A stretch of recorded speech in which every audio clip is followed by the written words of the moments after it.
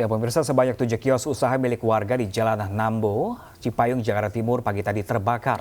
Api diduga berasal dari korsleting listrik dalam salah satu kios yang ditinggal oleh penghuninya mudik.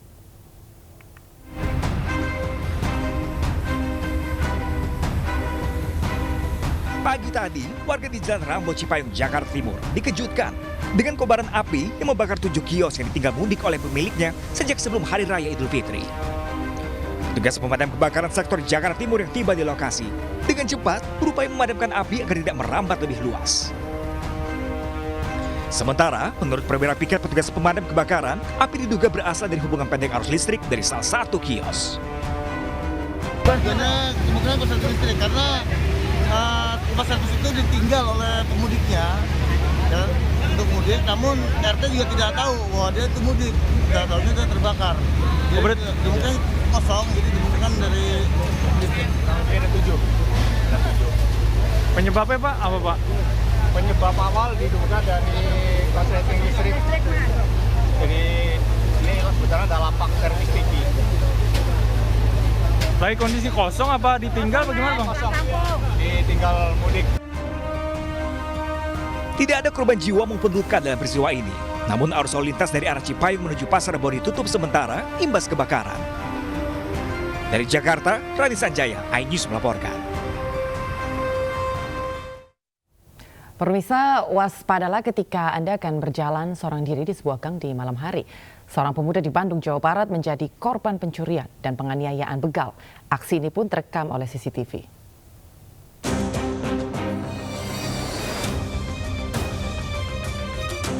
Aksi pembegalan yang dilakukan 2 orang bersepeda motor di kawasan Gang Sukaindah, Kelurahan Cikutra, Kecamatan Cibenying Kidul, Kota Bandung, terekam kamera pengawas.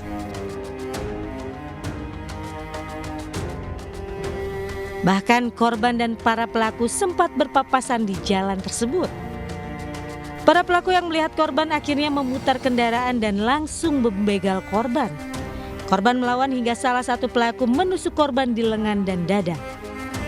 Korban langsung lari ke arah warga meminta tolong, sementara para pelaku langsung kabur ke arah Jalan Katamso.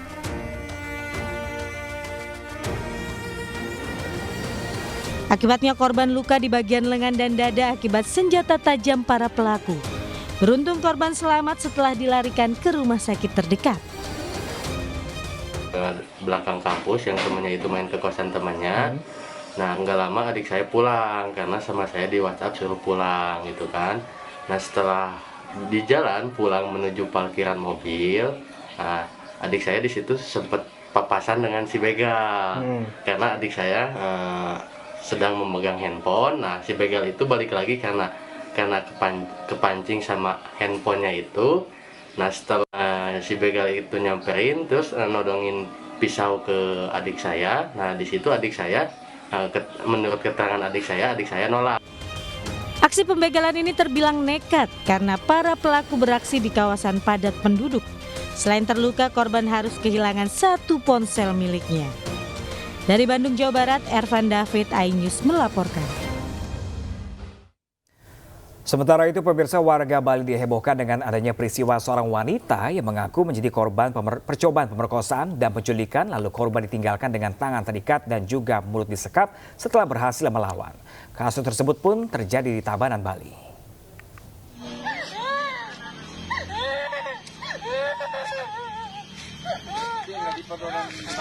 Viral di media sosial serta menggegerkan warga Bali, seorang perempuan di bawah umur, DA berusia 18 tahun ditemukan warga di tengah hutan karena menangis kencang.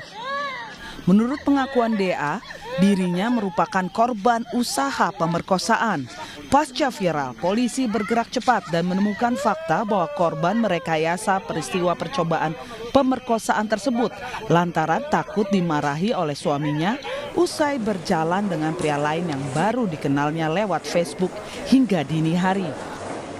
Mertua dari DA juga terlibat dalam merekayasa peristiwa percobaan pemerkosaan tersebut setelah menantunya meminta pertolongan. Mertua DA menyuruh korban untuk berpura-pura mengalami penculikan serta dalam keadaan terikat. Kepolisian masih terus melakukan penyelidikan dan menggali informasi dari saksi-saksi, terutama keluarga korban. Sebenarnya bahwa korban ini jalan dengan rekan prianya yang baru dikenal melalui media sosial, baru beberapa hari, kemudian janji untuk ketemu. Nah, janji ketemu langsung jalan sampai pukul 3 pagi. Nah, karena sudah pukul 3 pagi ini, korban pulang dan mengadu kepada bapak mertuanya, minta perlindungan, bagaimana caranya supaya suaminya ini tidak marah. Kemudian disarankan oleh bapak mertuanya ini Tali, silahkan kamu ke dirimu, jadi kamu sebagai korban penculikan, dan itu mengalir sampai diberikan di kepolisian. DA tidak ditahan usai memberikan keterangan palsu dan merekayasa kasus percobaan pemerkosaan dan penculikan terhadap dirinya lantaran berada di bawah umur. Dari Bali, Tabanan, Imade Gawa, iNews melaporkan. Pemirsa, seorang pemuda nekat membobol rumah yang ditinggal penghuninya saat mudik Lebaran. Pelaku juga nekat mencuri untuk memenuhi kebutuhan Lebaran. Seorang pria berusia 25 tahun ini hanya bisa pasrah saat digiring dan diamankan di Mapolsek Mulyorejo, Surabaya. Ia ditangkap karena mencuri di sebuah rumah di kawasan Jalan Mulyosari, BPD, Surabaya saat ditinggal pemiliknya mudik Lebaran. Pencurian ini dilaporkan salah seorang kerabat korban yang datang ke rumah korban untuk memeriksa kondisi rumah. Polisi mendapat laporan langsung melakukan olah tempat kejadian perkara. Pelaku ternyata adalah pekerja bangunan yang bekerja tidak jauh dari rumah korban. Pelaku nekat membobol rumah untuk memenuhi kebutuhan Lebaran.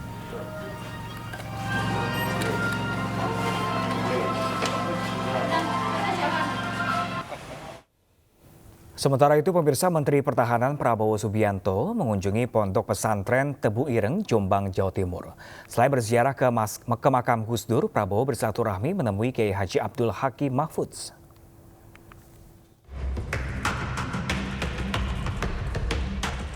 Menteri Pertahanan Prabowo Subianto berkunjung ke Pondok Pesantren Tebu Ireng di Kabupaten Jombang, Jawa Timur. Prabowo disambut pengasuh Pondok Pesantren Tebu Ireng Kiai Haji Abdul Hakim Mahfudz dan pengurus Pondok Pesantren. Selain bersilaturahmi, dalam kunjungannya Prabowo berziarah ke makam Gus Dur bersama pengurus pondok dan sejumlah petinggi Partai Gerindra. Dan lagi libur ini saya keliling Lebaran ini kepada kawan-kawan lama. Saya kira itu saja, ya. Ya, namanya sahabat lama, tentunya kita kangen-kangenan gitu. Ya. Tebu Ireng ini bukan sekali gitu, sudah beberapa kali, dan kebetulan Pak Prabowo itu emang hubungan dengan keluarga Tebu Ireng itu sudah lama. Kunjungan ke Pondok Pesantren Tebu Ireng ini dibantah jika dikaitkan dengan persiapan menuju Pilpres 2024. Dari Jombang, Jawa Timur, Mukhtar Bagus, iNews melaporkan.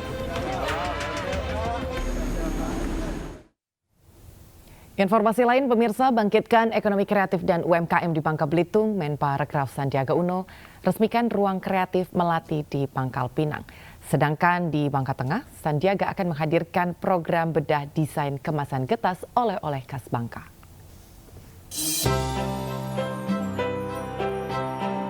Ruang kreatif sebagai ruang pamer untuk pelaku industri kreatif hadir di Pangkal Pinang, Provinsi Bangka Belitung. Diberi nama Ruang Kreatif Melati, tempat ini sebagai pusat informasi dan data pengrajin yang potensial, sehingga mampu membangkitkan ekonomi warga pasca pandemi. Di sini pengunjung dapat melihat langsung beragam hasil kerajinan pelaku seni yang berbahan ramah lingkungan. Kehadiran Ruang Melati ini di saat kita bertransisi dari ekonomi ekstraktif menuju ekonomi kreatif, dan kami juga mengapresiasi produk-produk ekonomi kreatif yang ditampilkan mampu untuk membuka peluang usaha dan lapangan kerja. Ruang Melati juga menjadi satu tempat ekonomi kreatif karena mungkin di depan ada galeri seni, tapi di belakang kita akan menyiapkan satu co-working space. Sementara di Bangka Tengah, Menparekraf Sandiaga Uno melihat langsung proses pembuatan getas khas Bangka di Desa Kurau. Menariknya, usaha mikro kecil menengah ini dikelola dan diolah langsung oleh emak-emak warga desa. Beliau terutama permohonan dari teman-teman untuk bisa mendapatkan bantuan dalam pengemasan ya, dan bagaimana memasarkan produk-produk ini sehingga terjangkau dengan terutama di dunia. Menjadi sentra getas dan oleh-oleh khas Bangka, Sandiaga juga akan menghadirkan program bedah desain kemasan kuliner di desa ini guna membantu pelaku industri kecil menengah dapat terus berkembang. Dari Bangka Belitung, Haryanto dan Rahmat Kurniawan, iNews melaporkan.